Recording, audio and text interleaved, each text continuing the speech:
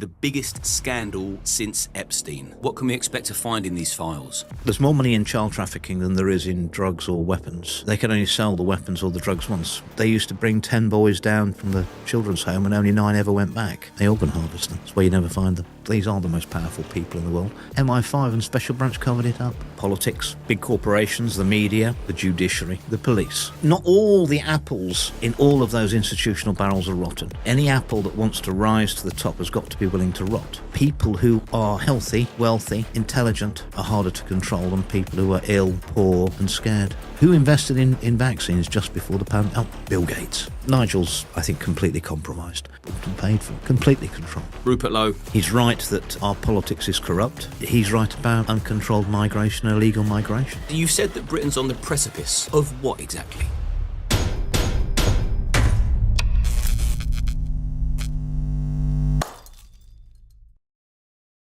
For the last year, I've been working with Ryan from Change, and now they're sponsoring our channel so we can keep bringing you these conversations. Change are the #1 mentoring program that teaches you e-commerce step by step where no previous experience is necessary. Whilst working with Change, I've seen life-changing money be made and community members free up more time to spend with their families. A successful business is not built overnight, and you would need to put in the work before reaping the rewards. The more you put in, the more you get out.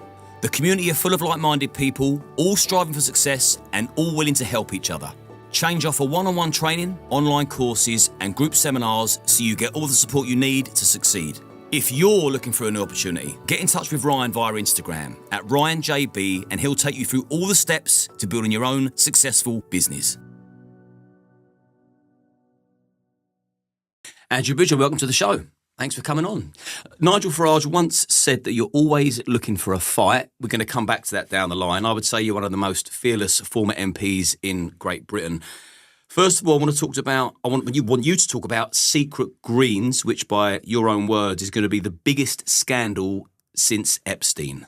Right. So for people who don't know, Secret Greens, what I found out a long time ago, and I've had it confirmed by multiple former close protection officers, is that part of their duties, obviously that you're a close protection officer, you've got to be situation aware, you've got to be monitoring people, what's going on for the person you're protecting publicly and in private. You get to know a lot of secrets about them.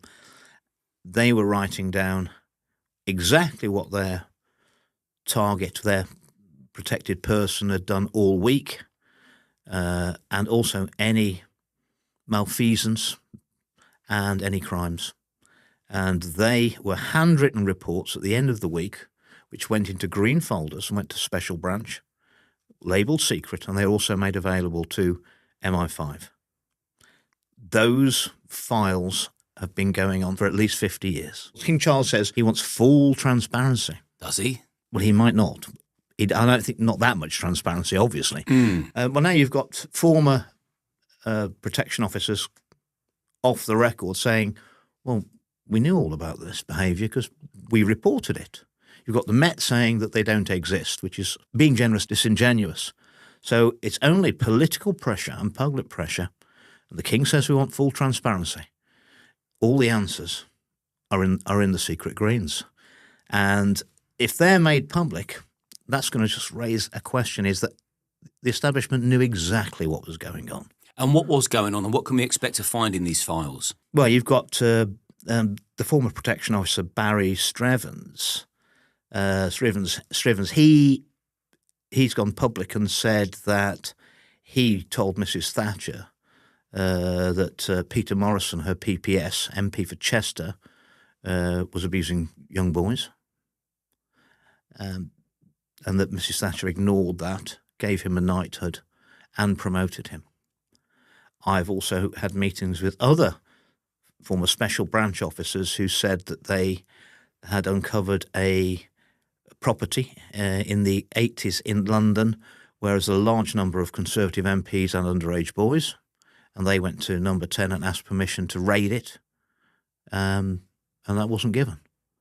And that number 10 knew the names of the MPs who were at that event. I think gathering is what they call it nowadays, don't they? When they don't know what to call it. Yeah. And some of those were promoted afterwards as well. So there's a lot going to be in there. Also, Edward Heath. I tried to protect Mike Veal, who was the Chief Constable of Wiltshire, who thought he'd hit the jackpot when he got asked to do an investigation into historic crimes, allegations against Edward Heath.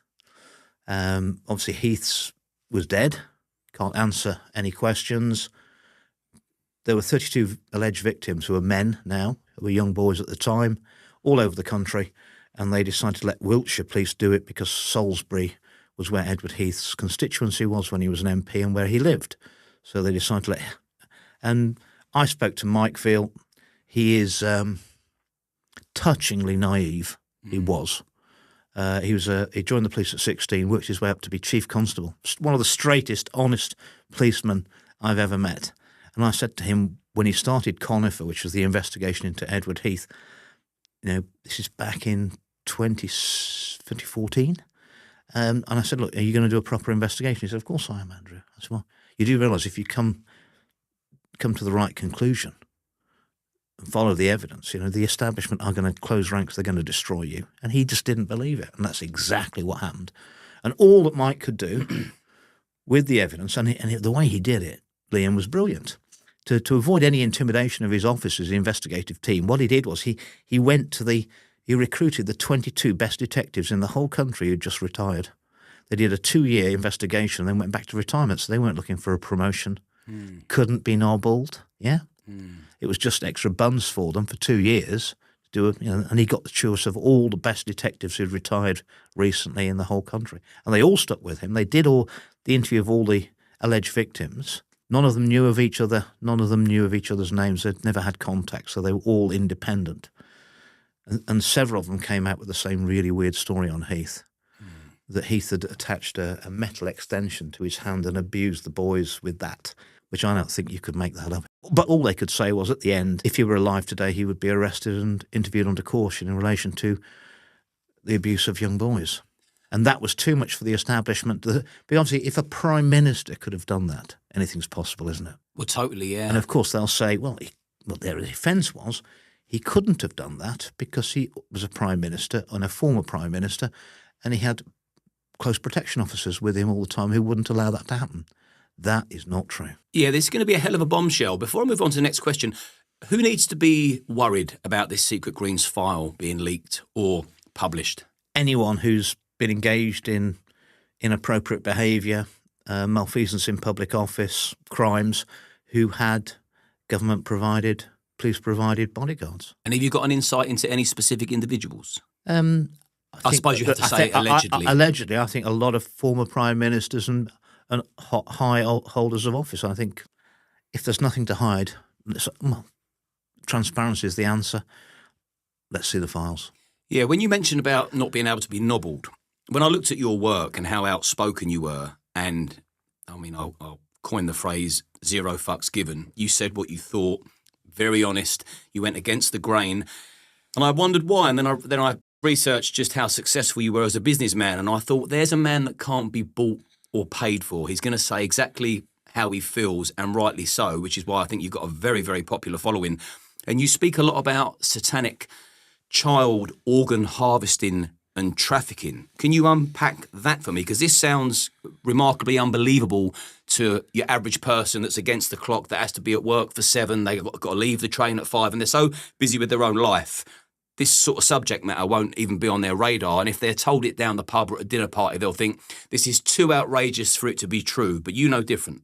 There's a strong feeling that Edward Heath himself was a satanic child abuser. I mean, what I heard, I spoke to a witness from Jersey. The Nation, when he was a former Prime Minister, I think they bought him a yacht called Morning Cloud as his sort of retirement present. Morning Cloud? Morning Cloud was the name of his yacht. Is that code for something? No, but he used to sail to Jersey a lot. Right. He sailed to Jersey so often that there was a contingency plan for him dying on the island. Right. But also on the island of Jersey, there was a children's home called Oak de Garonne. Now, you could abscond from a children's home in Birmingham and go to London and never be seen again. The only way off Jersey's a very small island. I've been there a few times. Lovely place, but I mean, small. And the only way off that island is either in an aeroplane or a boat. And I spoke to an alleged witness who had a house overlooking the harbour, and she said that they used to bring 10 boys down from the children's home and only 9 ever went back. Okay. The allegation is that Heath abused the 12, 13-year-old boy, who obviously would recognise him, and then they killed him and put him over the side out at sea. And that's where and I spoke to the investigative team that were looking at Oak de Garonne, and when you've got tough former Ulster constabulary police officers being intimidated, they couldn't return to the island because they'd be killed. That's unbelievable. And they tell me that I know the difference between coconut shells and skull fragments, and when I put skull fragments into a bag to go for forensics, and it comes back 6 weeks later and it's coconut shells. He said a lot of things were going on. So your average person will think, well, how can this take place without people being caught? When there's missing people, how are they not found? How is the investigation not done more thoroughly? Where do all the children disappear? We're living in a surveillance state worldwide, aren't we? I only have to go a few miles over the speed limit and I get a ticket through on a regular basis. But millions of children disappear around the world every year, never found. Go to America. During the Biden administration, 300,000 minors who crossed the southern border while Biden was president disappeared. I think they found about 100,000 of them. But that can't happen in modern society. The only way that happens, Liam, is if the people in power want them to disappear. And what's the motive? Perversion or financial gain? Is there big money in child trafficking? There is big money. There's more money in child trafficking than there is in drugs or weapons. They can only sell the weapons or the drugs once. Unfortunately, they sell the children many times. And then when they're finished with them, they organ harvest them. That's why you never find them. War is the perfect environment for that to take place because you can just disappear and put it down to just, they died at war. Anywhere there's a conflict, children can disappear, and it's very hard. Where it's a war, the whole village is gone. We don't have idea where the children are gone. I mean, I heard last week that they're so desperate in Ukraine, they're drafting single mothers into the army in Ukraine. And what do you think's happening to the children? Oh, so would you say that Ukraine is a hot spot for child trafficking? I produced a documentary about that with Urban Scoop, right? While Tommy was at His Majesty's pleasure, and that was something I tried to expose in 2023 in Parliament, and no one would look at it.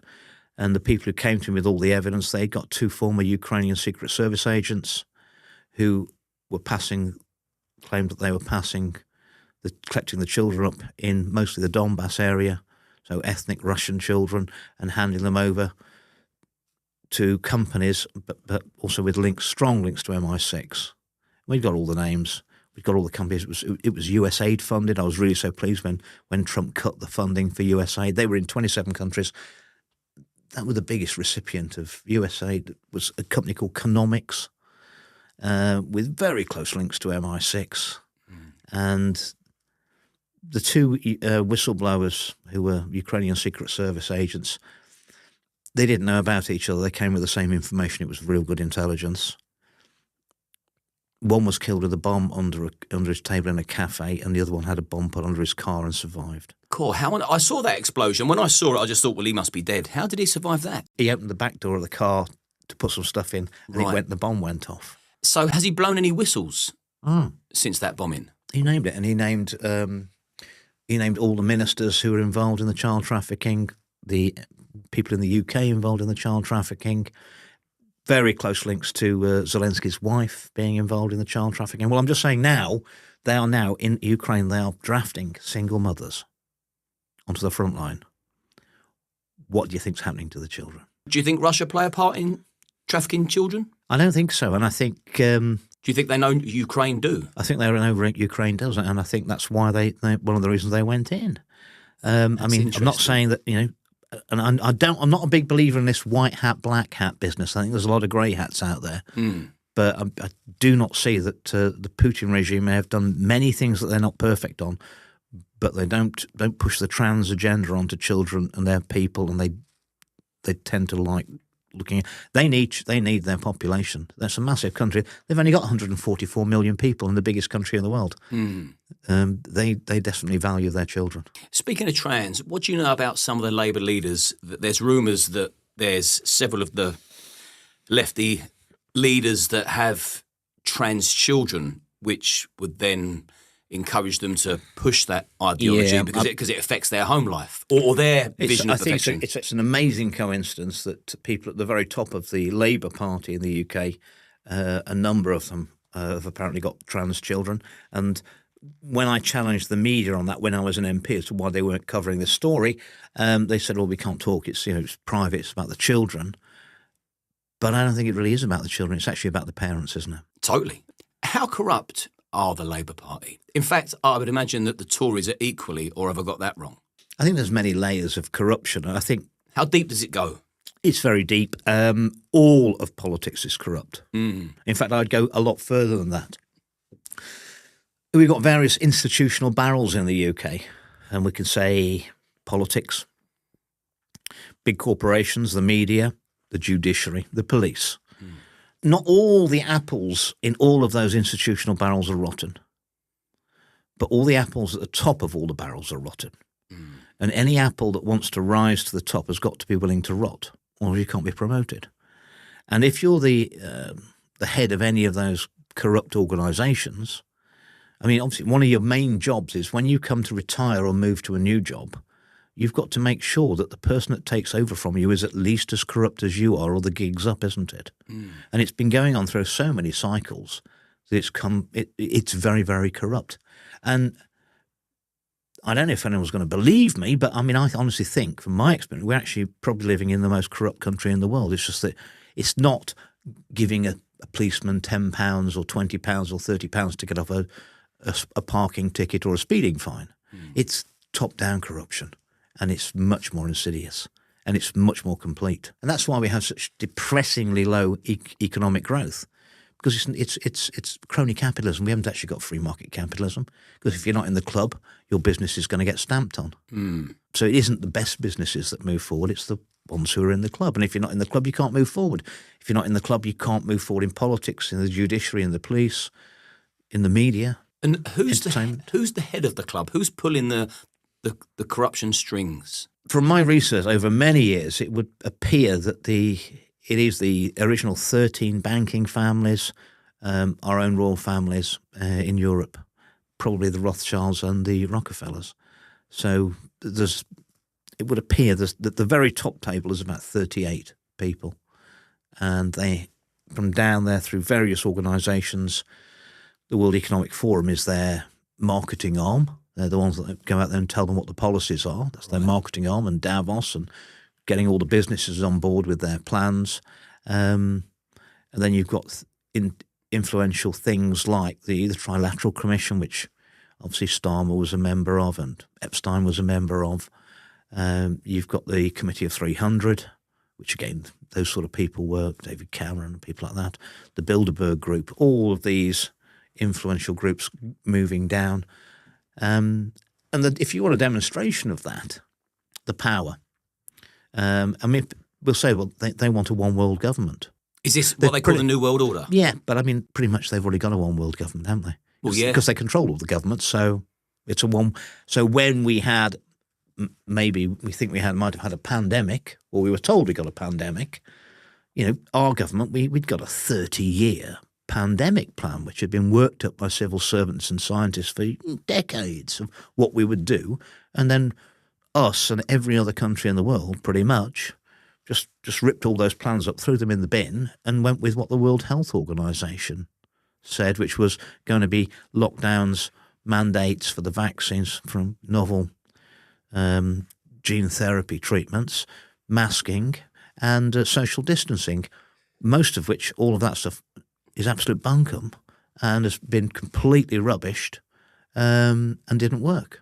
So let me touch base on the pandemic now, because you were very outspoken about that. You compared the vaccine to the Holocaust. So I want to know if you still stand by that. And also, do you anticipate another pandemic? What I actually said was, in a tweet, was that the rollout of the COVID-19 vaccines is the biggest crime against humanity since the Holocaust, using the Holocaust as a benchmark, saying, so at that point, that I was actually saying is that the Holocaust is the worst thing that's ever happened, and this is another very bad thing. Just goes to show you our words get twisted there, because that reference is out there several times, which is why the word is since, isn't it? Yeah, I worded it that way because that's what I'd read on repeat. Exactly. And attached to that, and I was accused of anti-Semitism by the then Prime Minister and the Health Secretary.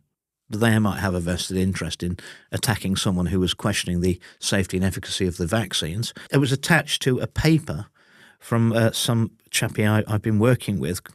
His name was Dr. Josh Getchko. He was the one that went through the Pfizer and the Moderna research papers, which were copious amounts of paperwork. And he was the one who sussed out that the vaccine that got emergency approval around the world, they weren't the vaccines that went in people's arms. They were completely different vaccines that were untested.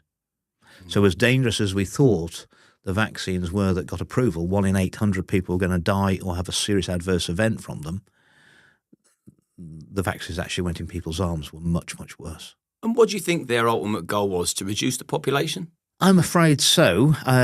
It's about control. People who are healthy, wealthy, intelligent are harder to control than people who are ill, poor and scared. And as soon as humans get scared, they tend to go with the herd mentality, that if everyone's running in that direction, that's probably the best. We'll go with that.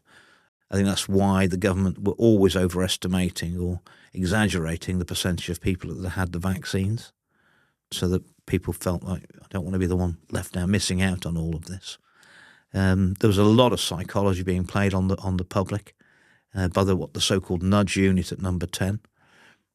And the more I looked at it, the less I liked it. And I saw, when I became an MP for my home area of northwest Leicestershire, it was out of desperation because the area was going down the tubes. We got the most deprived town in Leicestershire. We were the most deprived constituency in Leicestershire. And it didn't have to be like that. And 12 years after we got control of the district council, which was coterminous with the constituency in northwest Leicestershire, and I got my friends who were small and medium-sized business owners in there working for the people, we turned the poorest part of Leicestershire to the richest in 12 years. It's the only part of Leicestershire with above average UK household incomes. We got 1.2 jobs. We got so much business in and so many new businesses to start up that we got 1.2 jobs in Northwest Leicestershire for everyone of working age. So we brought in a massive amount of people had to come in to work in Northwest Leicestershire. That keeps the wages going up because there's competition for the labour. So we'd done all that, and it was then under David Cameron, who I've got no time for or sympathy for, he actually did bring in something called the Happiness Index, and Northwest Leicestershire, not unsurprisingly, in 2019, was the happiest place to live in the Midlands, right, from the poorest place in Leicestershire in 12 years before. And then we went crazy, and 6 weeks later went into this COVID business. Liam, I was seeing the suicide rate during lockdowns was higher in a month than we normally had in a year. And that was in the happiest place to live in the Midlands. So what was the other places like? And I wrote to the government and said, we can't stand any more of this. This is inhuman. And they wrote back to me and said there's no link between lockdowns and suicides. I said, well, there is in Northwest Leicestershire, the happiest place. There's no link. They said there's no link. How on earth could they say that? I even questioned that in the chamber. We came out of the lockdowns with 1 million under 25s on the waiting list for mental health support. And is this when Parliament turned their back on you when you started speaking out against the vaccine? Because up until then, you had your success rate was off the chart. Well, I was the MP that actually had exposed the Post Office Horizon scandal. Yes, you were. Summarise that Post Office scandal just for the few that don't actually know it very briefly. Okay, Michael and Susan Rudkin, he was the chairman of the Sub-Postmasters Federation. Well, he was representing all the sub-postmasters. He'd been invited down to Bracknell, where Horizon, that's Fujitsu's headquarters. He thinks that they mistook him for somebody else. When he got in the building, they showed him all around, and then they took him down to what they called the boiler room, and there were loads of IT engineers down there tapping away on terminals, and he couldn't help but notice they were running Horizon. He said, "What are you doing?" And he said, "We're sorting all the glitches out, thousands of them." And he said, "Well, you can't be doing that without the sub-postmaster knowing." He says, "Well, we do it every day, thousands of them." And of course, he realised that when the sub-postmasters who were given this software to run, they're effectively self-employed. They're heavily vetted but self-employed. And they have to use this accounting software provided by the post office, and they were told it was absolutely perfect. So any shortfalls, it must be theft by them or their staff, and they are liable for it. And they always said in court when they prosecuted sub-postmasters with a shortfall on their computer that the system could not be accessed remotely without the sub-postmaster's knowledge, so any shortfall must be down to the people on the ground. Well, he'd seen in 2008, they'd admitted to him at Fujitsu they were doing it without anyone's knowledge. And so he went home. They said they basically threw him out of the building when they realised who he was and what they'd shown him. And he drove back to Ibstock, went to bed with his good lady, Susan. Before they could get out of bed in the morning, they got post office inspectors battering the door down saying, "You're 44,000 short overnight on your computer and we're going to arrest you." Post office had prosecution powers. They didn't have to go to the police or the CPS. They could put you straight into court. The Crown versus Mr. Tufts at the post office. They've got the full power of the state behind them. You've signed a thing saying you're liable for any losses, and that was it. Done you. And they discredited Michael and Susan Rudkin because Michael had inadvertently uncovered everything. And as a newly elected MP in 2010, I suddenly got this couple who were convicted criminals coming and telling me that this fanciful tale, which sounds like a conspiracy theory, that they'd been completely stitched up by a dodgy computer system and a cover-up from Fujitsu and the post office. And I listened to them, and I thought, why are they here? If there's not truth, why are they here? Because, I mean, it was clearly just telling me the story was deeply upsetting for them, and there's nothing I could do about it because they've been convicted by the judiciary. So I thought, why are they putting themselves through this if it's not true? And they had a blemishless record for decades beforehand. So I went and asked a few MPs in the tea room of various colours, has any of you had someone who's had a sort of blemishless track record of honesty and then suddenly been prosecuted by the post office for fraud? And there were a few. And then we formed a group and we started doing investigating, and it all went from there. I mean, it was 14 years of work. But I mean, by 2014, you can look on Hansard under Post Office, Horizon, Andrew Bridgen. You can put that into the Hansard record, and everything that was in the documentary, Mr. Bates and the Post Office, which came out in January 24, I'd said it 10 years before. And what's interesting is that in the lobby, which is all the journalists in Parliament, I went round all of them in 2014. And I said to them, look, run this story. Here's all the evidence. We've now got the Fujitsu whistleblower. Everything that Michael Rudkin said, my constituents, true. Bear in mind, when I first wrote on his behalf to Fujitsu, they said he'd never been in the premises. I got all the emails inviting him as the chairman of the Post Office Federation, sub-postman, yeah? They said he's never been here. Then I wrote back to him and said, well, he says he signed the visitor's book. We've lost the visitor's book for the day in question. And then a guy came, one of the Fujitsu engineers came forward, and he'd left, and he said everything Michael Rudkin said was all true. And they destroyed those two people. See, the way you can connect the dots and take a 30,000-foot view on situations, when you talk about secret greens, for example, yep, I think a lot of people are going to take notice of that. They're not going to think it's pie in the sky. They're going to actually be waiting for something now. Well, I also spoke out about the child trafficking from Ukraine via Moldova to the UK a few years ago. I think people didn't want to believe that. Did people think you were a nutter at times when you started making these predictions before they were proven? Some of it's so evil and it's so beyond that people. They struggle to think that people could ever do this to another person. I agree. It's very hard to comprehend. And that is part of their cover. But I mean, I've looked these people in the eye and they're soulless. Yeah. I mean, they're not with us. The whole plain sight thing, it works, doesn't it? And that going back to that Horizon thing, what I do know now is that the Horizon system was bought in by the Labour Party in the very late 90s. They paid £800 million to Fujitsu. It was originally a system the post office was going to pay benefits, so pensions, child benefit, housing benefit. They could never make it work because it was too full of bugs. They didn't want to write £800 million off, which was a lot of money, 27 years ago, a lot of money now. So they gave it, they made it into a retail package because they knew it was unreliable, and made the sub-postmasters liable for any problems and gave it to them. And they knew. I found out, I got a forensic accountant in there and got the post office to authorise it. A guy called Ron Warmington, really good guy. His company is called Second Sight. He gave a lot of evidence. And there were before Horizon came in, there were about 4 prosecutions a year of sub-postmasters for fraud. That went up to 8 a year. And they thought, we've got a really good system now, we're catching them. Yeah. But everybody in Tony Blair's government knew that they'd given them a pup, right? And it was faulty. And then, of course, when the coalition government came in 2010, which I was part of, I didn't know. Obviously, they wanted to sell the post office and Royal Mail off, so they didn't want any problems, did they? God, no. And then there were so many problems, they couldn't sell the post office off, could they? They had to sell just Royal Mail. Well, I mean, that upset people. That upset a few people. So I was stamping on toes then. And then they just covered it up for 10 years.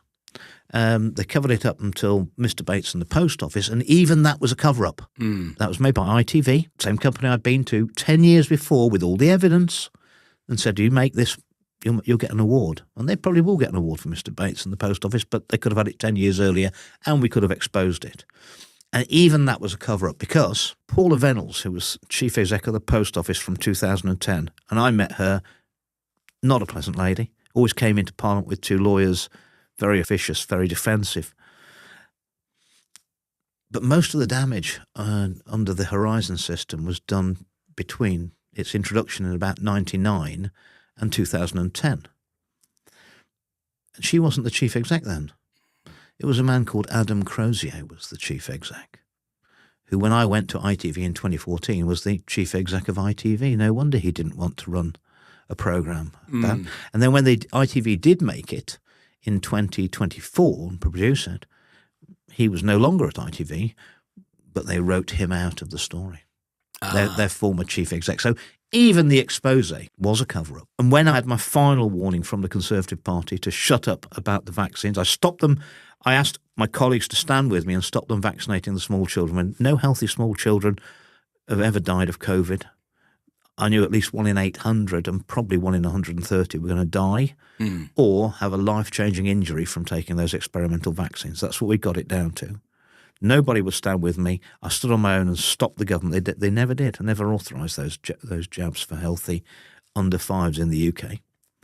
And I wouldn't stop. Then I was talking about excess deaths. I mean, after you've had a pandemic, if you've had a pandemic, and people have died, the vulnerable and the elderly, people who might have lived another 6, 9, 12, 18 months longer.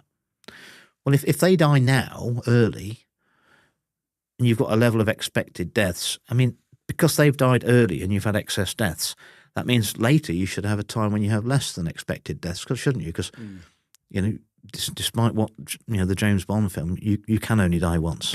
And if you've died 6 months earlier than you might have done, if it hadn't been for external events, then you can't die when you probably would have done. But we never had that. After the pandemic, we've never had a time when we've had less than expected deaths. We've always had more. And my last warning was exactly like the post office. They covered that up for 20 years. They covered it up. Everybody knew. The Conservatives knew. Liberal Democrats knew. Labour knew. How did they issue the warning? I went to a very esteemed colleague who I respected and thought he was on board, and I thought he was a good guy. I'd already done my homework. I knew his own sister had 2 Pfizers and had to go into hospital with chest pains.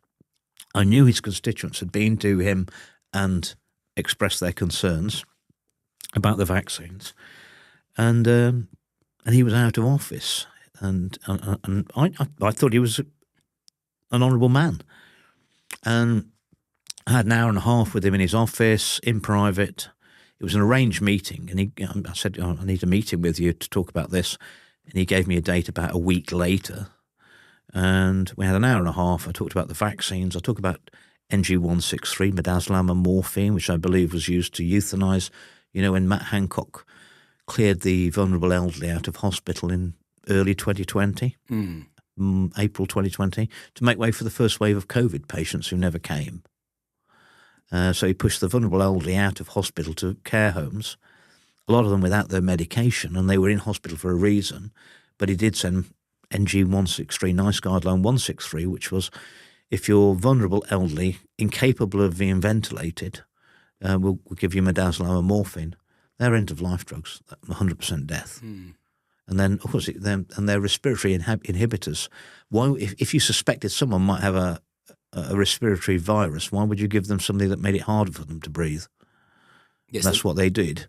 And all of them died, 100% death. And if you were healthier, they put you on a ventilator, and only about 85% of people died.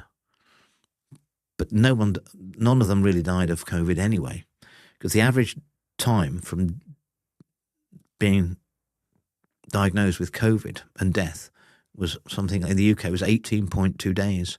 What most people don't understand is that all viral illnesses burn out after 7 days, so they didn't die of COVID. They died of secondary infections, and the NHS did not prescribe antibiotics which would have saved them. They died of bacterial pneumonia. And even the people on ventilators could have been saved, but they didn't want to. They wanted the deaths to scare people to take the vaccines. And then at the end of that meeting, my colleague joined all the dots for him, and he's not no fool. He just turned to me and said, Andrew, there is currently no political appetite for your views on the vaccines. There may be in 20 years' time, and you're probably going to be proven right then. But in the meantime, you need to bear in mind you're taking on the most powerful vested interest in the world, with all the personal risk for you which that will entail should you continue to do so. And who are they referring to? Pfizer? No, they're Big Pharma is powerful. It's a $3 trillion business a year in America, but they're not the most powerful people in the world. It's the people who own those companies, people who own the shares in those companies. I think you're talking back to the very top. Yeah. Who invested in vaccines just before the pandemic? Bill Gates. Yeah, 26th of September 2019, just before we're having a pandemic, he puts all that money into Pfizer and gets a 20-fold return on his money. It's almost as if he knew, isn't it?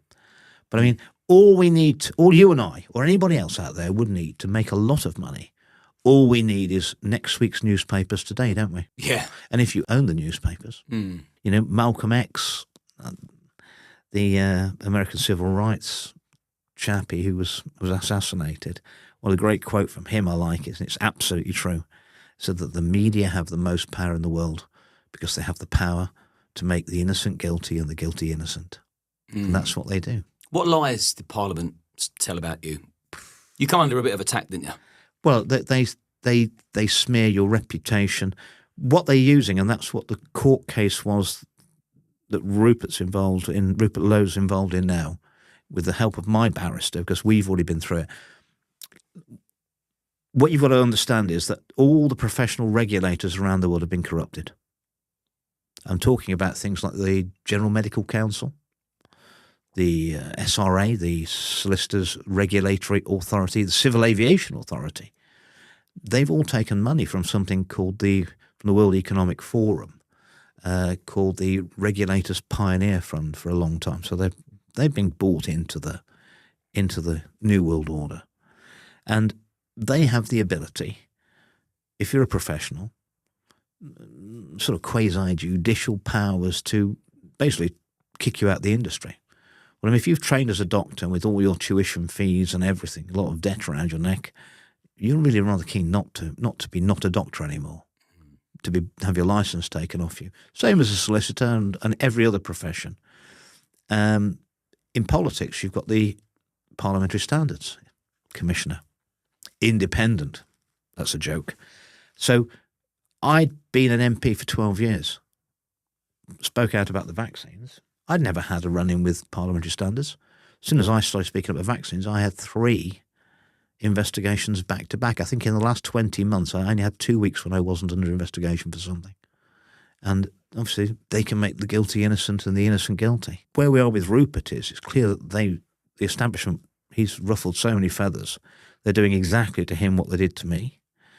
And once you're in their system, you can't get out because they're judge, jury and executioner. So they've got the power over your career, but they're not held to the same level of scrutiny as a court. Right. So that's why Rupert's judicially reviewing their processes to see if it can get the court to oversee to make sure they're actually just, because they're not. They're not. And, whether it's the GMC, I mean, David Cartland, a GP from Cornwall, I've known him for years. He raised questions about the safety and efficacy of the vaccine. He said, Andrew, he said, we were being sent in to vaccinate old people's homes, and within 6 weeks, 10% of them have had a stroke. He said it was just obvious. We're their doctors. We go in, we vaccinate them, and then heart attacks and strokes go through the roof. And, one after the other. And he said he went to the practice manager, who's not a doctor, of the GP practice in Cornwall, and he said, we can't carry on doing this. Look, it's so obvious. We go in and vaccinate them, then they all have strokes and heart attacks. Then we go and vaccinate that, then they all have, yeah? And he said, we can't carry on doing this. And he said the practice manager said to him, looked him in the eye and said, David, the show must go on. The show must. He said, I think there must have been an email gone round. I haven't got it. What do you mean the show must go on? Don't question it. And of course he did, and he's no longer a licensed doctor. The GMC took that off him. And because he'd advised people not to take the vaccines on his own experience, against the advice of National Health Service and the biased parties, they said that he was a threat to vulnerable and children who might believe him. So now he can't referee football. He's never harmed anyone ever. He's now got a DBS ban from working with or speaking to or spending time with vulnerable and elderly. And he used to referee football. He can't do that anymore either. They've absolutely destroyed him reputationally, financially. And that's what they do. And that's what they've done to me. And half of that was to punish me for having the temerity to speak truth to power. And bear in mind, in all our parlance, we're told, you've got to speak without fear or favour. And when you do? That's not true. I mean, there's a lot of fear and a lot of favour. Why wouldn't the other 649 MPs speak out?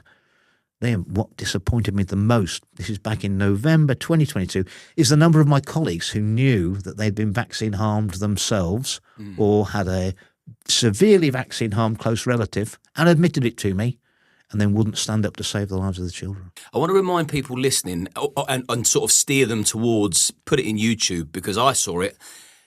There was a speech you'd done in Parliament and a lot of MPs had dispersed. But once you'd landed the speech, you could hear the roars and cheers and claps from the viewing gallery through the bulletproof glass. Never happened before. That spoke volumes to me. The public gallery was rammed. I think that was the first speech on excess deaths in the world. It took me 9 months to get that speech. I put in every week. They were blocking me every week. It's supposed to be random. It came back unsuccessful in ballot every week. And I was putting in for an adjournment debate, a Westminster Hall. I was putting in 3 times. 9 months, and you can see why I don't play the lottery, can't you? I'm just unlucky.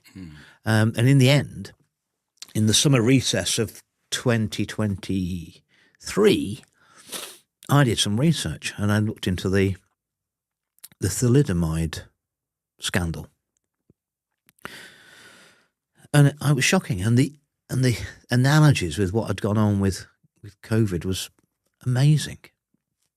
And of course, thalidomide was before my time, before your time. But I made a little YouTube video on it. It's called COVID. It's called Thalidomide: The Real Story. It's on YouTube. Bridgen. You can see it at 20 minutes. And what I uncovered was that this company called Chemie Grünenthal was set up after the war in Germany, and they'd recruited scientists who were Nazis. And their head of research was a guy called Heinrich Mulker, who'd been indicted for war crimes against the Poles but was never convicted. And he created a drug called thalidomide, which was for anti-nausea. And then they gave it to pregnant women for morning sickness. And its selling point of this drug was that you couldn't overdose on it. It's not like aspirin. You couldn't overdose on it, so you can have as much as you want, safe. And they gave it for free to their staff before it was marketed. And even one of the staff's wives gave birth to a baby with no ears, and they didn't say anything. They knew all about it. And it went to market. And what actually happened is that thalidomide would cross, if the recipient of the drug was taking it was female and she was pregnant, the thalidomide was crossing the blood-placenta barrier and going into the fetus. And it prevented angiogenesis, angiogenesis is the formation of blood vessels. And depending on the period of gestation that the mother-to-be took the drug and how much she took was the effect on the fetus. Half of them died, and half of them were born with varying degrees of pretty severe disability, where they'd have very short arms. That's because the blood vessels could never form, you see, because the mother was taking thalidomide. So that term comes from the drug the mother was given. I never knew that. Absolutely, thalidomide. And it was withdrawn in 1961 when it became obvious what was going on. Guess what? The directors of the company got immunity from prosecution worldwide for setting up a fund of compensation, which was only £3 million, which is less money than they'd made out the damn drug. They withdrew it in Europe in 61. They didn't withdraw it in South America till 1962, waited another year and did more damage. And I got letters from, a copy of letters from Grunethal in Germany to their head office in Madrid in Spain. And bear in mind that in 61, Spain was not a democracy, it was a dictatorship under General Franco. No MPs to ask questions. And the letter, when you translate it from the Spanish, it was basically the German firm saying to their Spanish office, if you don't want to tell the Spanish doctors about what we're doing in the rest of Europe, we'll stand by you. There's good evidence that they carried on selling that drug, which they knew what it was doing to babies, until 1985 in Spain. That's fucking dark. And do you know what the marketing slogan was for thalidomide? Go on. Safe and effective. Where have we heard that before? Well, and after that, after the thalidomide scandal, what actually happened was they decided that Big Pharma can't make that claim because every drug's got side effects. You can't make it without caveats, like, there are warnings. But if you remember, during the pandemic, the so-called COVID-19 pandemic, it wasn't Big Pharma saying this. It was our politicians and our health advisors. Hancock. They were saying it was safe and effective. They were making claims about a drug which it would have been illegal for Big Pharma to do because of thalidomide. And even more worrying, what I found out as well is that thalidomide, or Grunethal, the company that made thalidomide, they'd got an injunction on the media in the UK not to report linking the disabilities to the drug. They got an injunction. And that was overturned in the Strasbourg Court of Human Rights. And 3 Strasbourg judges had ruled, because although the drug was withdrawn in 61, it was 1972 before the word thalidomide was debated in the chamber of the House of Commons. And 3 judges in Strasbourg ruled that speakers of the House of Commons had deliberately suppressed all questions and debate on thalidomide for 11 years. They never had any compensation for 11 years at all. It wasn't even talked about in the House of Commons. They got all these children with these terrible disabilities, and half of them had died anyway. And I sent a copy of that video I made, thalidomide, the real story, to the then Speaker of the House of Commons in end of August 2023, going into September for the sitting, with a note to Lindsay Hoyle saying, the Speaker, we don't want a history to repeat itself, do we? And he had to find me a debate, time for a debate within 3 weeks, and he did. That was the only thing that forced, otherwise we never would have had a debate on excess deaths because they didn't want one. And I was offered a bribe of anything I wanted in the world in January 2022 to shut up. And they were so arrogant, I don't think they've ever had anyone refuse it. Well, you're self-made, you don't need it. Well, I was, but they took everything I've got off me. That's the punishment. Everything. And they were so arrogant, they put it in a text message to me because they didn't think anyone was ever going to refuse anything. Is that how they operate in Parliament? Text, WhatsApp? they came out to my office and they'd text me, and I said, what do you mean? What do you want? They said, well, you just tell us what you want and we get it for you. I said, what, anything I want? They said, well, pretty much, yeah. We'll get it for you. You can have it. Shut up. I said, is that the game we're playing? They said, that's the game we're always playing. I said, well, in that case, I know what I want.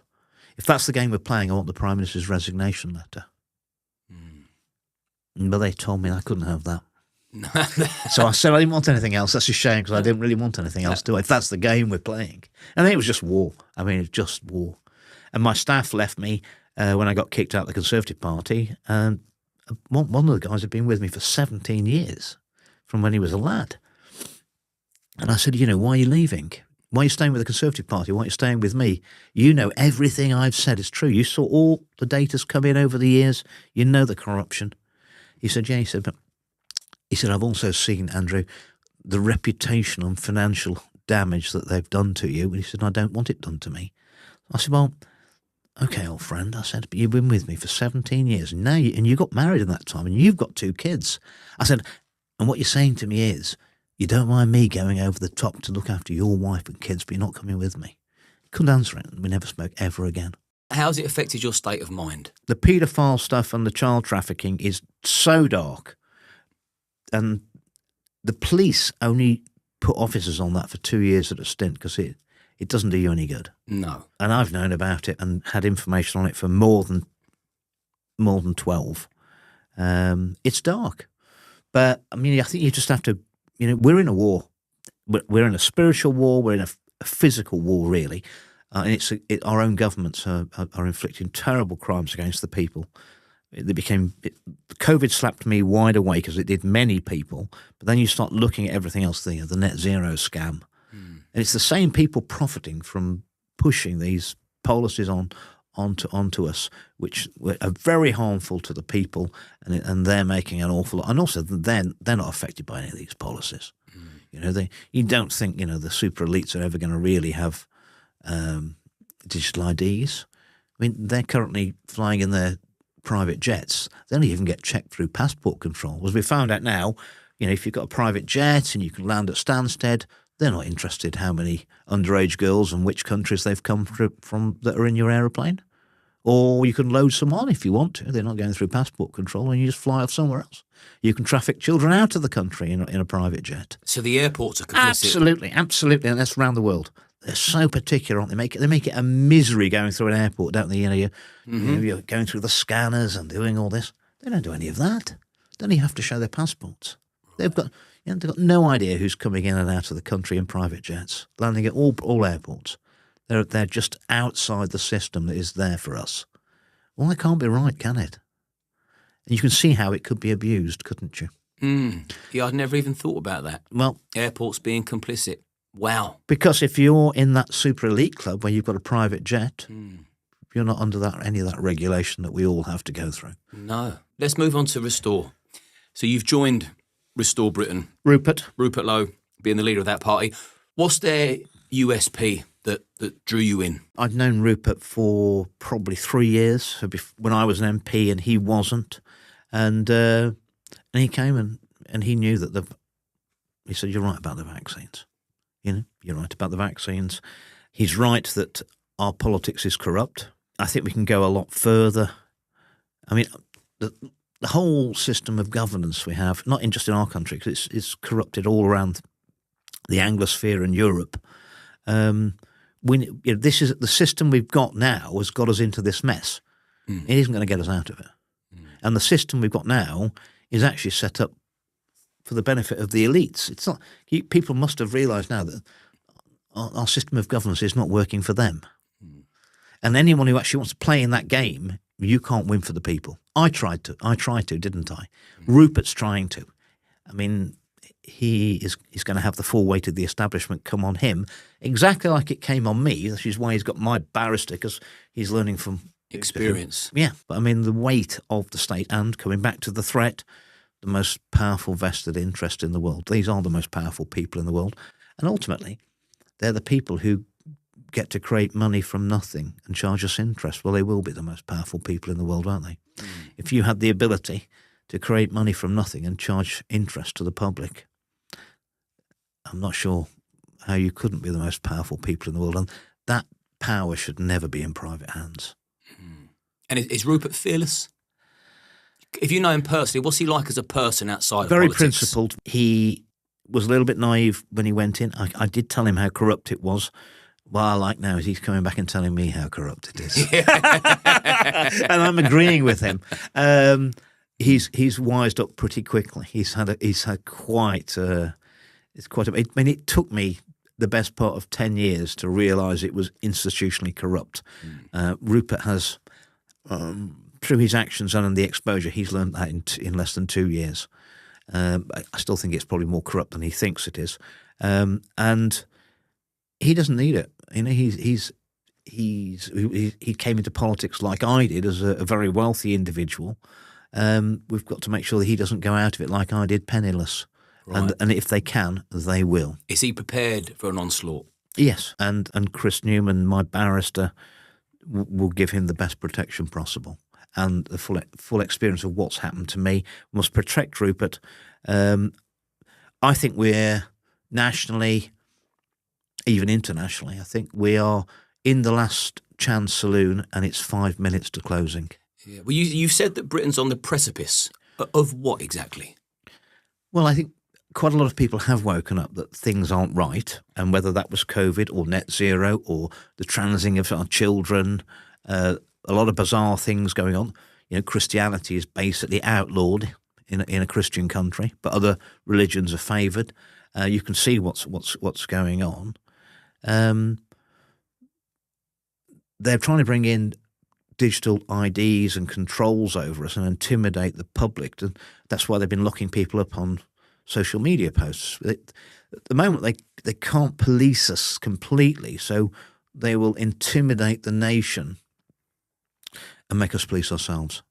So a lot of people you speak to will say, well, you can't say what you think anymore in this country because they lock you up. Well, I mean, people are giving in at that, aren't they? Because they're already then censoring themselves. They'd like to have the power to censor us. They really don't want pubs, where people go and talk like this. Exactly. In a pub.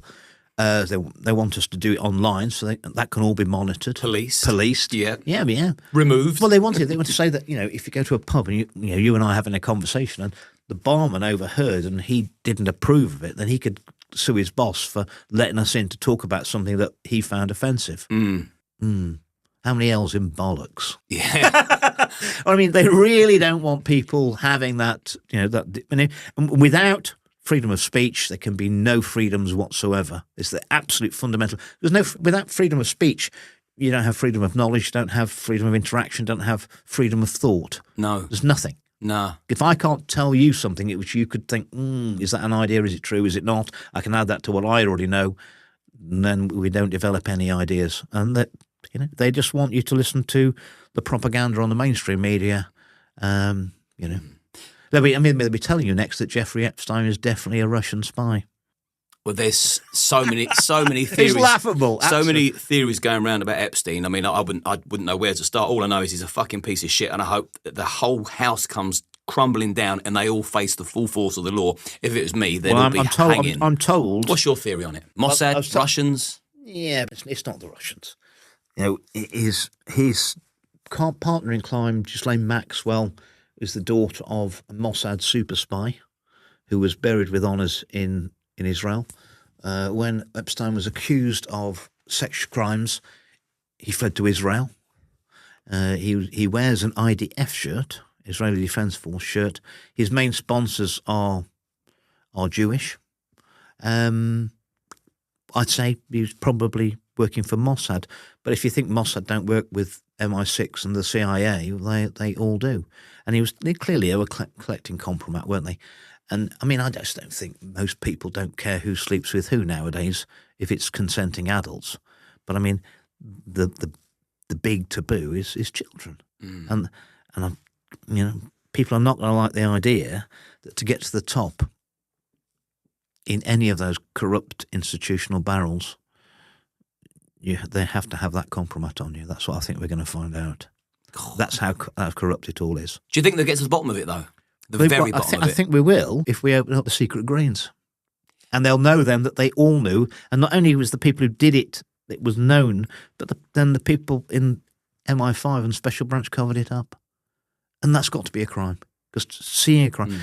And about Epstein, I was told by the Americans years ago, if the whole of the list came out, and bear in mind he'd filmed at more properties than just the island. He'd got the biggest house in New York, hadn't he? Biggest townhouse in New York. He's got this damn ranch in New Mexico, which all those rooms are all wired for videoing and recording people to blackmail them. And Pam Bondi apparently has got more than 10,000 videos of very powerful, very rich people sexually abusing children. And that's all the evidence you need for a prosecution. Surely. There's the video. Can you explain why you're in this video doing that to what appears to be a young girl or a young boy? And I was told by the Americans that there wouldn't be 100 serious politicians left in America if they release the whole list. I said, well, what do you want them for? You don't want those, do you? No. And then they're saying, well, the CEOs of all the top companies are involved, so the stock market will crash. Well, I mean, we may have to suffer that for a bit, might we? It will bounce back, won't it? If it saves children, and whatever. What are your priorities? It's all about the children. We've got to sort this out because of the children, because it's not, on the digital ID, if we give in to that, I mean, this is no way back. So you're giving in and giving the freedoms away for your children, your grandchildren, and future generations completely unborn, because there's no way out of it once we're in it. They'll never know the freedoms that we gave away. Well, they're not asked to give away, are they? We're not asked to give away the freedoms of future generations. Give a government such power over us with all that data, which could be linked to our bank accounts and could punish us for behaviour they deemed unfitting, unsuitable. You'd have to trust this government implicitly. Well, I don't think many people trust Keir Starmer's government. But not only that, we don't know what government's going to get elected the next time or the time after that or the time after that. So you're placing your trust in future governments you don't even know. Now, why were you drawn to restore rather than reform? Well, I mean, Nigel, I've known Nigel for 12 years. Nigel, I think, was given money to stand against me at the last election. I mean, I'm pretty sure of that. Nigel's, I think, completely compromised. When I'd run out of MPs and people in Parliament to stand with me to protect the children from the vaccines, the small children, in the end of 2022, I actually was so desperate I went to see Nigel. And I met him with Aaron Banks and another individual, and I gave him the hour and a half that I'd given to the Tory party in private. And at the end of that, I pushed him. Aaron Banks said that he didn't think that vaccine harms would ever be a political issue. No one's interested, Andrew. I thought, if the government have given you forced upon you a medication which has probably damaged your health and possibly killed you, I thought that might be quite an interesting, of some interest to the public. But Aaron Banks said he knew about politics and it's never going to be an issue. How can that not be a political issue? Well, exactly. And no one's that stupid, are they? Nigel's not. Nigel argues many things. Burley is not stupid. And I pushed him, and he said, this was in January 2023, and Nigel turned to me and said, Andrew, I'm not speaking about the vaccines, and if you know what's good for you, you'll shut up about them. So he knew. And we'd had other conversations. I told him about the European Defence and Securities Union, which both the Conservative Party and the Labour Party wanted to bring in, where basically we're going to give the EU control of our Army, Navy, Air Force, MI5, MI6, GCHQ, our nuclear deterrent, and our local police force, which Starmer signed in the August 24, straight after the election. And it's also one procurement system where the EU will then decide which tanks, which rifles, which ammunition, where it's all manufactured in Europe. And if you control all of that, you control the military anyway, don't you? Because if you control the ammunition, you control the military. And Nigel's, this was years before, I knew it was coming, and I said, Nigel, we need to stop that. And he said, Brexit's done, Andrew. We don't talk about Brexit anymore. And I just knew he's done. He's done. He was bought and paid for. Completely controlled. So there's no trust anymore? No, absolutely. Well, you've heard what Nigel said about migration, It's impossible. We can't return anybody, even the illegal migrants. We can't return them. Now they're changing their story again. Flip reverse that one. He's not genuine. And Nigel is also someone who traditionally is he doesn't make the political wind. He tests the wind and sails with it. It might be a bit of a pun, but I think the state of the country now, a bit of reform, tinkering around the edges is no good. We need full restoration of the building. It's falling down, isn't it? Down to the foundations. And I think we need a new political system. And anyone who's not even looking at having, thinks the system we're in is perfect, you can't trust them, because the system is inherently flawed. And anyone who wants to keep this system going does not really want to change anything. And what role will you play in Restore? I don't know. We haven't got that far yet. Are you hoping to play a role? I'd like to play a role. I mean, Rupert's saying that no one from the political establishment can stand, and he'd asked me to join. I don't think anyone could have accused me of being in the political establishment. No. Anti-capital letters, hyphenated. Well, I mean, the problem is in politics now, with the party system that we've had, you're rewarded, you win in the game of politics for doing what's good for your party, when you should always be doing what's good for your people. Yeah. And that's where it's all gone wrong. And you know what shocked me now? I say the number of people back in late 2022, the vaccines have been rolled out. I want them to stand with me and stop the government from vaccinating healthy children, which will kill them. And the number of colleagues who knew the vaccines were harmful, people I respected, because I went to them. Obviously, I didn't go to people I didn't respect. I went to people I thought, I respect, and they would be, people of principle. And to a man and a woman, they weren't. And they knew, and they were quite happy to let children die and be injured, because it would make life a little bit uncomfortable for them to speak out and speak the truth. That's not a system that's working for anybody, is it? And I did not come into politics to allow children to be hurt or murdered if I could do anything about it, and I could. Fair play. And I knew that was my time, and I knew what I had to do, and it's cost me a lot, but I can look myself in the mirror and I cannot see any circumstances where I would ever have come to a different decision. What has upset me is that there were 649 MPs who didn't. That's bad. That's how rotten the system is. Well, we've also got a hell of a lot of politicians that are objecting to Rupert's rape inquiry. Well, I've got a confession to you, which I think says a lot. Well, I do actually have a friend who's a Labour MP. Can we name him? No, not at this stage. He wants to be a good guy. In his hard hearts, he's trying. He calls himself a socialist. And I've known him for like 15 years, coming up to 16 years. And he rang me July last year. So they'd been in government for a year. And after the pleasantries, I said to him, look, I've known you now for 15 years, and for 14 of those years, I was sitting on the government benches. Well, no, last year, 2 years, I wasn't. But I said, I was sitting on you always wanted to be on that side of the house. I said, you've had a year of it now. How's it going? And he's got what you'd class as an uber-safe Labour seat. Right. I mean, I don't think it's ever, hundreds of years, it's never had anything but a Labour MP. He said, I'm out at the next election, Andrew. I've definitely lost my seat. He said a few of the new Labour MPs who've been elected, they think we can turn it round. He said, but they are deluded. I said, I agree with you. Starmer's not going to do anything to curry favour with the people. It's just going to get worse.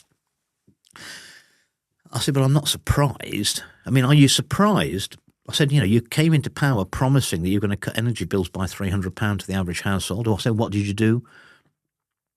You took the winter fuel allowance off most of the old people, the pensioners, and then you let the energy companies put their prices up by 9% in the October, again in the spring, and then again in the fall. I said,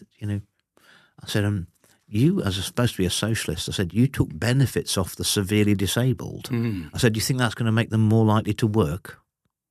He didn't say that. I said, but never mind. I said, as a socialist, you are giving them an alternative. That alternative is going to be assisted dying when you can't afford to live. You're ramming that through. I said, and for God's sake, I said, don't tell me you voted for that appalling decriminalisation of abortion up to birth, which is murder. And he said, I don't know. This is a 5-term Labour MP. I said, what do you mean you don't know if you voted for these things? He said, it's got so bad, Andrew. He said, I just sit in the tea room, which is right next to the voting lobbies in the chamber, members' tea room. He said, and I wait for the bell to go off, the division bell, and then I troop through, see where the Labour whips are, and they're indicating whether they want you to vote aye or no. So then I go through, and that's it. He said, I don't look at the order paper anymore. He said, because I found out that if I don't know what I'm voting for, I can sleep rather better at night. So they're not even looking at the legislation. They're just, without fear or favour. So much fear that they daren't even look at what they're voting for, and they daren't stand up to their own government. And I said, well, come on. I said, look, if you're out of a job, just stand up in the chamber. Just tell the truth. Tell the people the truth. You've got nothing to lose. He said, Andrew said, they all saw what they did to you. They're not going to do that. No. And then you got the House of Lords, which is even worse, because they're the people who've really played the party game to get to the point where you've been such a good MP for our party, we'll put you in the House of Lords. They're the last people who should be in the House of Lords because they never represented the people ever. They only ever represented a party. And did you see that after the election in 2024, MPs actually changed their job description? I mean, after the election. So it's like having a contract and then changing the terms of the contract after you've started the job. So most people, I always thought that the job of an MP was to represent the views of the people in the area you're elected in Parliament. Well, they've taken that out of the job description now. And so people thought they were getting someone to represent them in Parliament. What you've actually got is you've got a representative of a party to represent your party, that party in your constituency. You've got the opposite. Look, democracy is from the old Greek. Demos is the people and kratos is the power. Power to the people. How powerful do you think the people feel now? Not at all. We feel lost and forgotten. I also feel, what are they going to inflict on us next? Well, that wasn't in a manifesto. Where was mandatory digital ID in the manifesto? Where was taking the winter fuel allowance? Where was assisted dying? None of this was in the. What's the point of a manifesto if you can lie in it? Well, so because it's the Uniparty. Without consequence. I think it's without the Uniparty because digital ID wasn't in anybody's manifesto.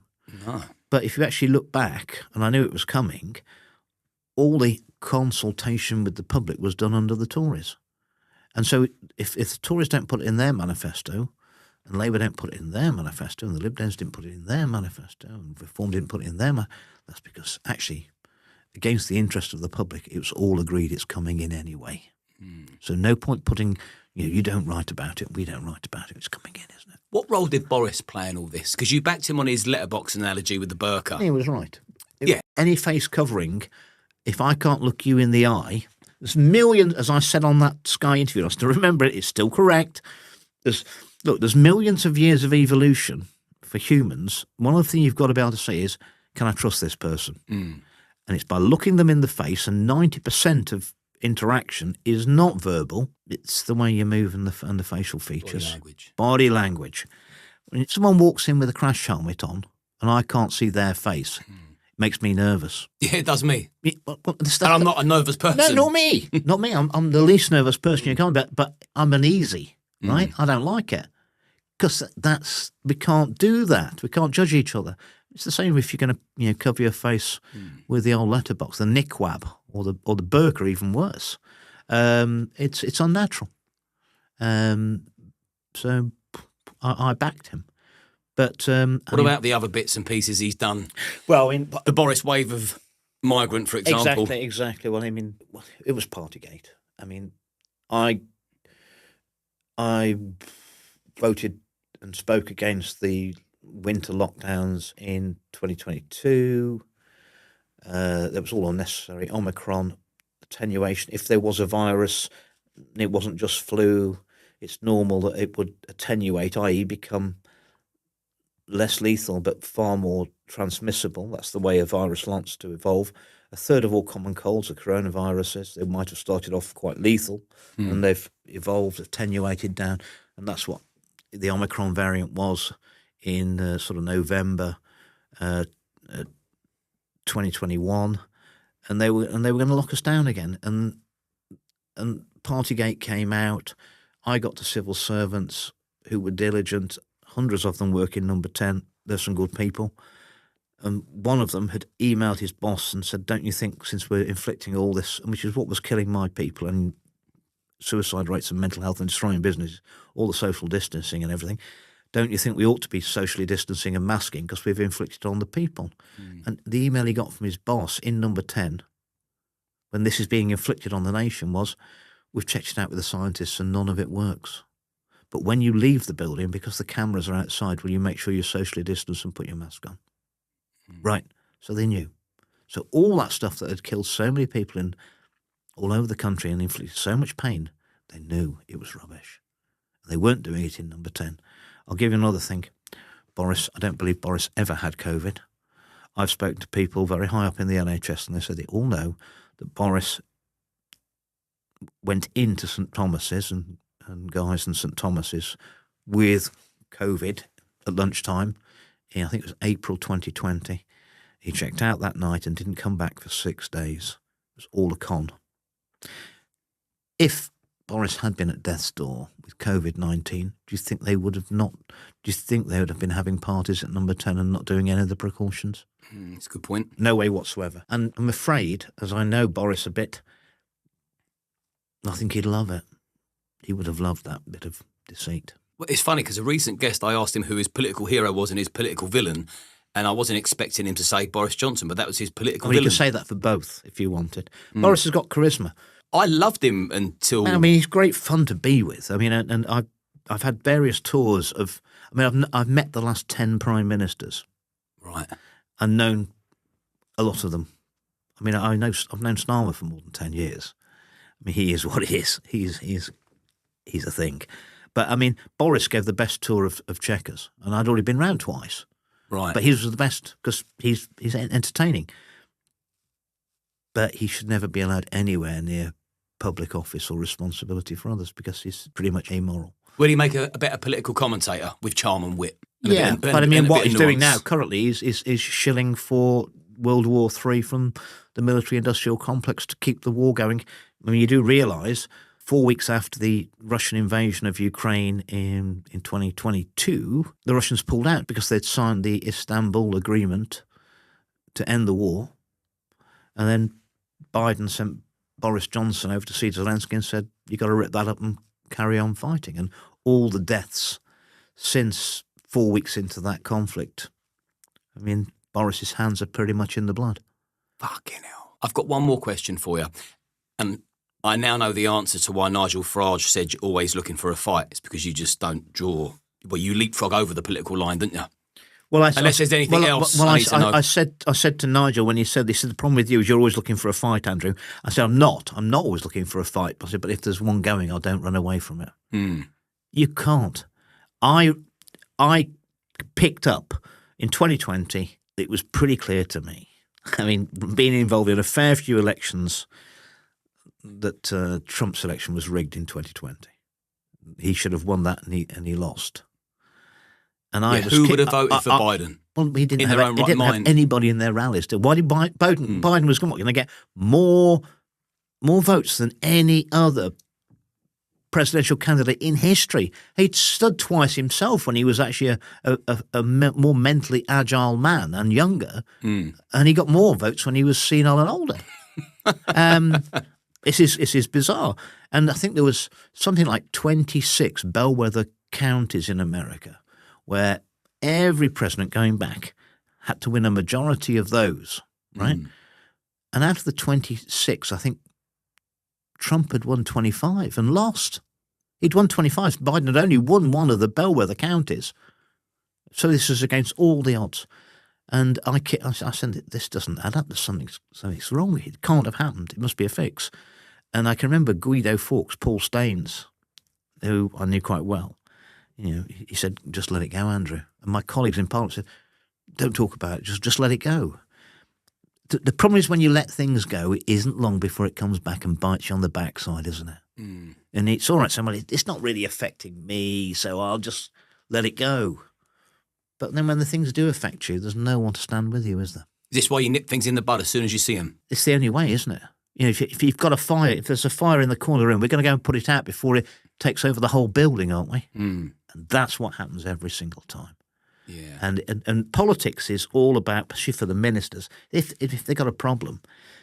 Well, I mean, they're thinking, I'm only going to be in this job for 2 years and I'll get moved. Well, I just don't want it being a problem while I'm here. So if I can keep a lid on that little fire over there, and as long as I get out the building before the whole roof comes down, then I've got, and I'll be onto another building. And I'm all right, Jack. Yeah, but then you get there and there's fires going there as well. But they've covered them up. And that's the wrong thing about politics. Nobody ever wants to deal with the bad issues because they just cover it up. Let me get out the door, and then it can blow up if it wants to. Well, there's massive crimes against the public being committed.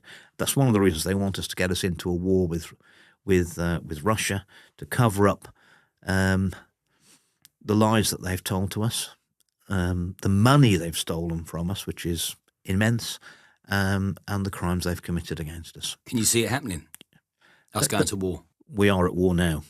But I'm afraid it's our own elites and our own governments that have declared war on the people a long time ago. And the problem is we're fighting a war, and there's probably only 10% of us know we're in a war.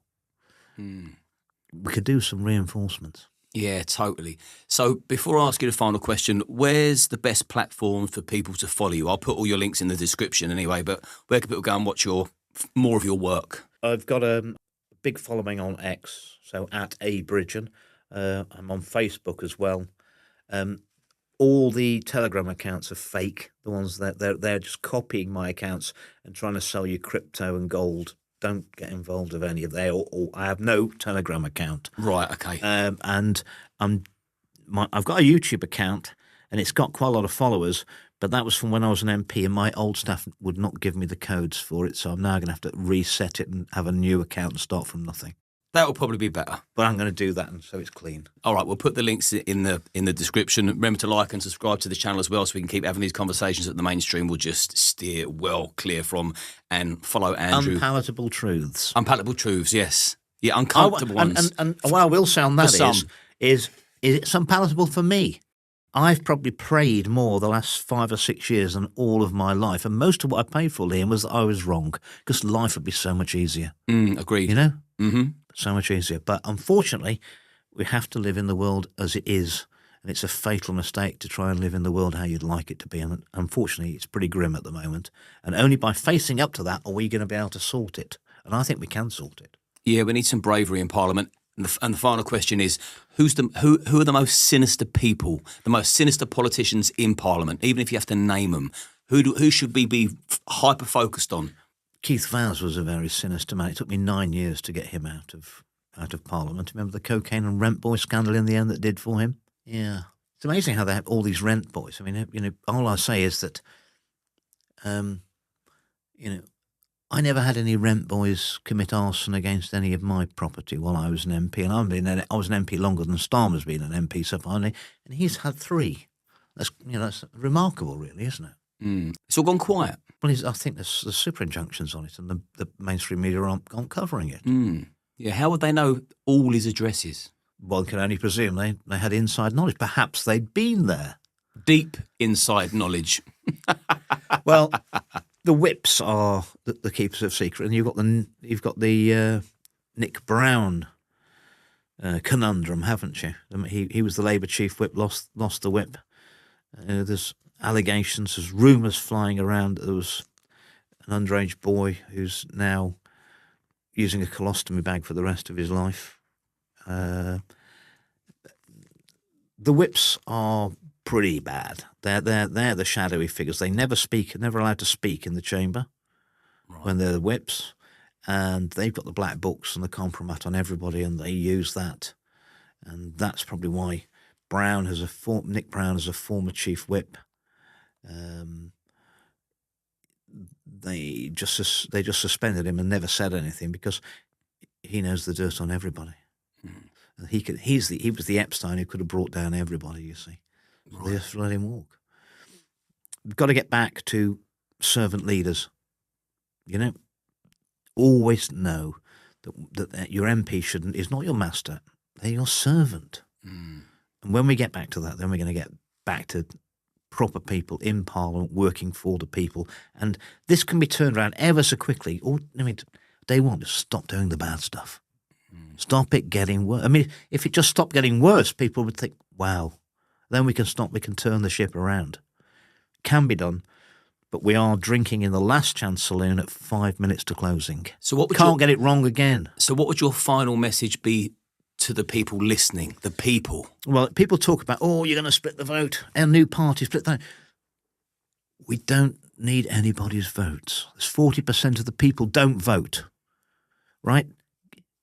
When you disengage from politics, right, when you abdicate responsibility for your life to a bunch of politicians like they have done in this country, these politicians, they're immensely corruptible. They can resist everything except for temptation. And this is why we're in a mess. So those 40% of people who've already given up on politics and don't want to get involved, trouble is the politicians are very interested in you. Get interested in politics, get out and vote. It's the only way we're going to get out of this problem. And a party could win an election in the UK with an overall majority without taking any votes from any other parties, just by getting the people who've already given up on the system to come out and vote to change it. That's very, very appreciated, because I'm one of those people. In my 46 years, I voted once. I've never trusted anybody enough. You voted to leave the European Union, didn't you? Yes, I did. And I thank you for it, but I'm afraid you're going to have to get your shoes on and go to the polling station again, else we're not going to get out of this. Restore Britain have got to give you something that's worth going and voting for. Yeah, I'll be and keeping a close eye on them. You're not going to be voting for the status quo. Next time I will vote. But Andrew, it's been an absolute pleasure. Yeah, honestly. It's been a joy. What a remarkable mind you've got, and I wish you all the luck in the world. And I pray for a brighter Britain. And God bless. Good health, sir. Thank you. Thank you, mate.